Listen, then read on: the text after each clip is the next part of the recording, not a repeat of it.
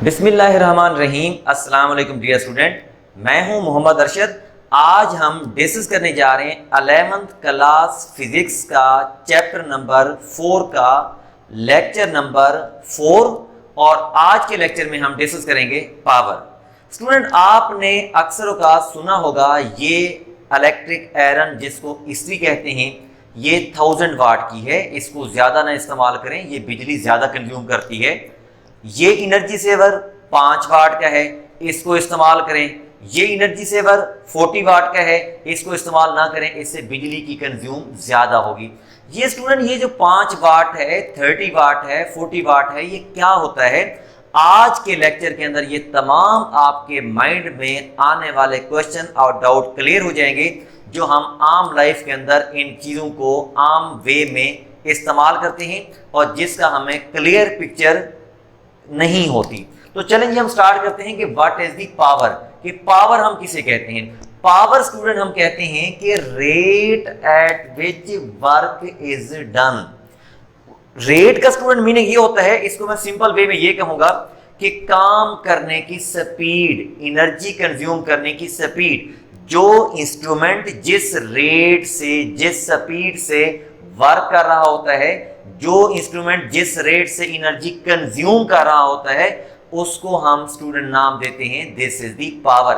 अगर मैं इस वक्त जिस कमरे के अंदर मैं रिकॉर्डिंग कर रहा हूं, अगर मैं इस जगह पर आपको कंपैरिजन करके बताऊं, इसमें एक एनर्जी सेवर है और एक एयर कंडीशन है। जो एयर कंडीशन है वो यूनिट टाइम के अंदर इलेक्ट्रिसिटी एनर्जी ज्यादा कंज्यूम कर रहे हैं, जो एनर्जी सेवर है वो यूनिट टाइम में एनर्जी कम कंज्यूम कर रहे हैं। तो ऑब्वियसली स्टूडेंट, इसका मीनिंग ये होगा कि जो एनर्जी का कंज्यूम रेट है, यूनिट टाइम में जो चीज ज्यादा एनर्जी कंज्यूम करे, ज्यादा वर्क करे, तो उसको हम कहते हैं इसकी पावर ज्यादा है। जो कम यूज करेगी उसको हम कहेंगे इसकी पावर कम है। तो दोनों सेंस में हम स्टूडेंट पावर को डिफाइन करते हैं कि rate at which work is done या रेट ऑफ वर्क डन। ठीक है। दूसरे नंबर पर energy consume per unit time. तो दोनों सेंस में हम इसको डिफाइन करते हैं, क्योंकि जितना कोई बॉडी एनर्जी कंज्यूम कर रहा होता है उतना वो वर्क कर रहा होता है।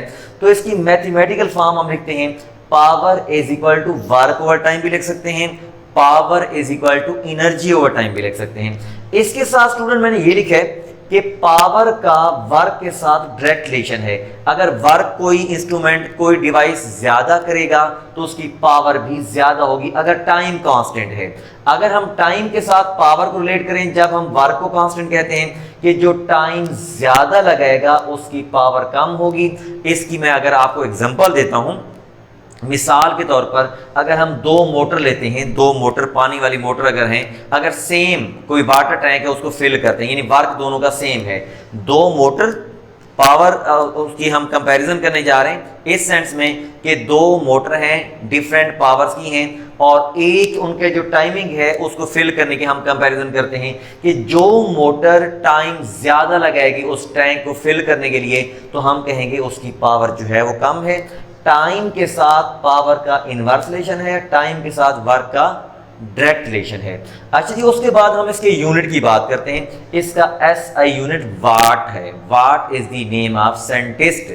तो अब हम डिफाइन करेंगे कि 1 वाट कितनी अमाउंट ऑफ एनर्जी होती है, कि पावर किसी इंस्ट्रूमेंट की 1 वाट होगी अगर 1 सेकेंड के अंदर 1 जूल एनर्जी कंज्यूम करता है। तो स्टूडेंट, इसका मीनिंग ये हुआ, जो इलेक्ट्रिक आयरन होती है, इस्त्री होती है, उसकी पावर होती है 1000 वाट। तो क्लियर हुआ कि वो 1 सेकेंड के अंदर कितना एनर्जी इलेक्ट्रिकल फॉर्म के अंदर कंज्यूम कर रही है, 1000 जूल कर रही है। अगर जिसकी पावर होगी 20 वाट, तो इसका मीनिंग होगा वो 1 सेकेंड के अंदर 20 जूल एनर्जी कंज्यूम कर रहा है। उसके बाद जूल को स्टूडेंट हम ये भी लिख सकते हैं, joule is equal to watt into second. Next number की ये वेक्टर है, ये स्केलर है, कोई इसकी डायरेक्शन नहीं होती, तो obviously this is a scalar quantity. अब उसके बाद कुछ हम इसकी टर्म डिस्कस करते हैं। Average power. Average power student हम क्यों लेते हैं? एवरेज पावर सम टाइम इसलिए लेते हैं कि सम टाइम वो एनर्जी ज्यादा कंज्यूम कर रहा होता है, सम टाइम वो एनर्जी कम कंज्यूम कर रहा होता है। मिसाल के तौर पर अगर कोई गाड़ी चल रही है और उसके टाइम इंटरवल में कभी वो एनर्जी ज्यादा कंज्यूम कर रही है, कभी वो एनर्जी कम कंज्यूम कर रही है, तो फिर हम उसका एवरेज ले लेते हैं। एवरेज लेने का तरीका ये है कि टोटल एनर्जी कंज्यूम या total work done divided by total time. ठीक है जी। अब उसके बाद इंस्टेंटेनियस पावर की बात करते हैं। इंस्टेंटेनियस स्टूडेंट ये होता है कि सम टाइम ऐसा होता है कि किसी लम्हे पावर ज्यादा कंज्यूम हो रही होती है, किसी लम्हे पावर कम कंज्यूम हो रही होती है। तो किसी लम्हे, मिसाल के तौर पर अगर मैं आपको ये मैं बताता हूं कि सम टाइम अगर आपके घर का सर्किट शॉर्ट होता है, उस वक्त एनर्जी उस इंस्टेंट के ऊपर ज्यादा कंज्यूम होती है, तो हम कह सकते हैं कि उस वक्त एनर्जी ज्यादा इस्तेमाल हुई है, पावर ज्यादा है।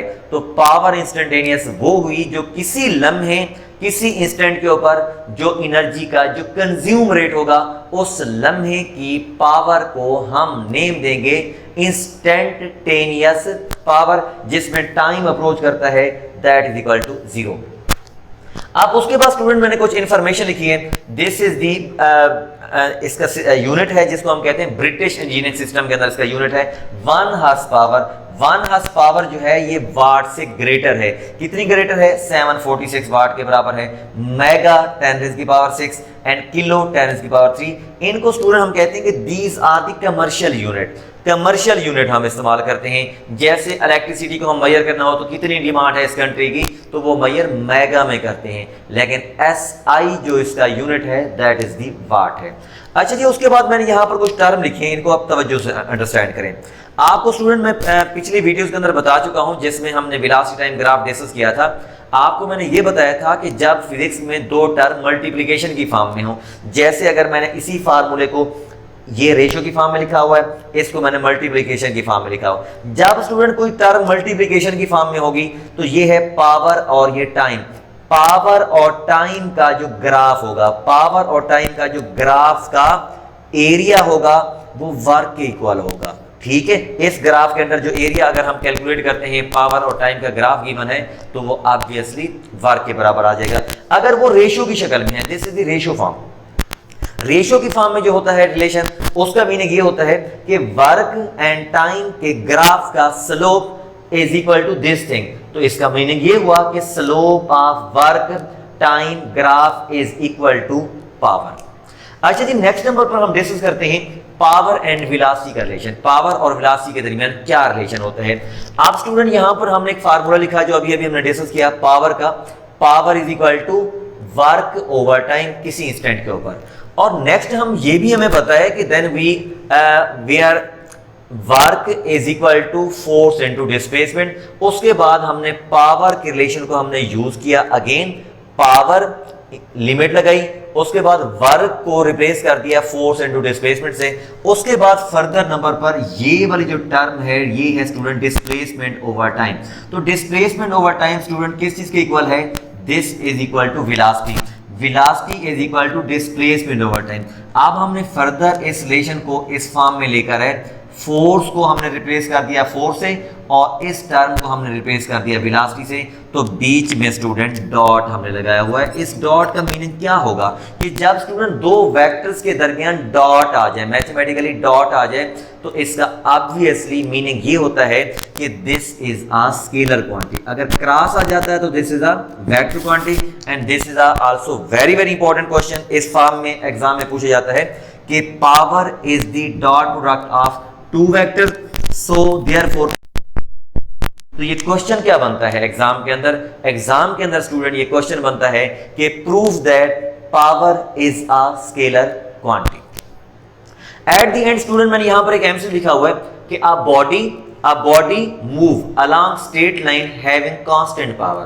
कोई बॉडी मूव कर रहा है, उसके ऊपर पावर कांस्टेंट है। उसके बाद कहा कि जो distance is proportional to time के साथ डिस्टेंस का क्या रिलेशन होगा। एमसीक्यूज के बाद आप स्टूडेंट कोशिश करें कि इस वीडियो को पास करें, इसको खुद सॉल्व करें, उसके बाद आप मेरा सॉल्यूशन देखें ताकि आपको इस एमसीक्यूज की सही अंडरस्टैंडिंग डेवलप हो सके। चलें जी, अब हम इसके सॉल्यूशन की तरफ आते हैं कि ये कैसे हम इसको सॉल्व करेंगे। तो आपको पता है कि फार्मूला है जी पावर का, पावर इज इक्वल टू ये है जी F इंटू वी। अब हम इसको फर्दर स्टेप में लिखते हैं।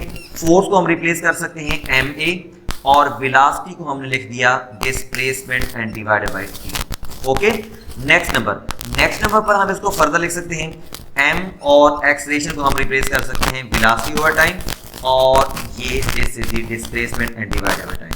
अब हम वेलोसिटी को फर्दर एक और स्टेप हम दे सकते हैं, m को m रहने दिया और दिस इज द डिस्प्लेसमेंट और divided by time divided by t as it और this is equal to displacement and divided by t। अब एक स्टेप में हम इसको फर्दर लिखेंगे डिस्प्लेसमेंट का स्क्वायर मैस एज इट रहा और डिवाइडेड बाय t की पावर 1 2 3, तो t की पावर स्टूडेंट ये 3 हो जाएगी। अब आपको कहा गया कि पावर कांस्टेंट है, पावर कांस्टेंट है। अब स्टूडेंट अगर पावर को हम कांस्टेंट कर देते हैं, ये पावर कांस्टेंट हो गई और मूविंग बॉडी का मास भी ऑब्वियसली कांस्टेंट रहता है, तो बाकी रिलेशन स्टूडेंट बन जाएगा इसका कि displacement square is proportional to t की पावर 3। क्योंकि ये डिवाइड हो रहा है, इसको जब हम इधर शिफ्ट करेंगे तो डिस्प्लेसमेंट और t आपस में डायरेक्ट रिलेशन में आ जाएंगे। अब हम नेक्स्ट अगर दोनों साइड का अगर हम स्क्वायर रूट ले लेते हैं तो ये स्टूडेंट बन जाएगा d, स्क्वायर रूट लेने से 1/2, तो ये प्रोपोर्शन हो जाएगा t की पावर 3/2। तो ये है स्टूडेंट इसका ऑप्शन। ये कब एप्लीकेबल होता है? जब उनकी पावर की वैल्यू कांस्टेंट हो, तो सो ऑप्शन विल बी 3/2। तो अब स्टूडेंट इसके 3 रिलेशन होते हैं, ये तीनों के तीनों आप लोग नोट कर लें। पहला रिलेशन इसका होता है नंबर 1, ये होता है कि displacement is proportional to t। ये उस वक्त एप्लीकेबल होता है when velocity is equal to constant. Next relation होता है displacement is proportional to t square. ये एप्लीकेबल होता है when acceleration is equal to constant. और अभी हमने प्रूफ किया कि displacement is proportional to t की power 3/2 when power is equal to constant. Student I hope so कि आपको तमाम पॉइंट बिल्कुल क्लियर हो गए होंगे। फिर भी अगर आपको किसी पॉइंट के अंदर कोई प्रॉब्लम है, कोई कंफ्यूजन है, तो आप हमें लाजमी कमेंट सेक्शन के अंदर बता सकते हैं। Thank you very much. Allah Hafiz.